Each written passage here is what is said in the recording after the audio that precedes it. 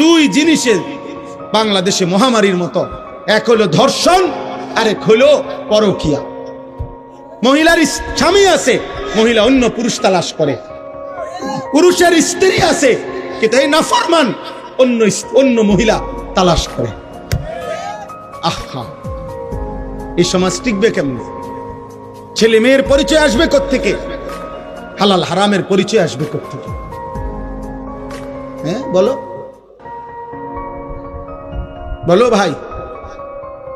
আমি প্রত্যেক দিন চিল্লাই, তোমরা যারা এখন অবিবাহিত, আগামী 10 বছর পরে তোমরা বিয়ে করিলে তো তোমাদের যেই বিবি, তোমাদের জন্য যেই কন্যা আল্লাহ চাইতো বিবাহ করবে, তো সেও তো এই সমাজেই বড় হইতেছে।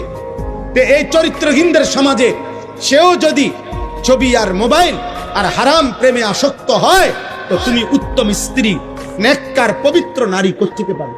আসমান থেকে? তাহলে আমাদের সবার ভালোর জন্য, আমাদের সবার কল্যাণের জন্যই আমাদের চরিত্রের পবিত্রতা দরকার, আমাদের জন্যই দরকার। আমাদের মোবাইলের নর্তকী আর ঘরের স্ত্রী এক কথা না।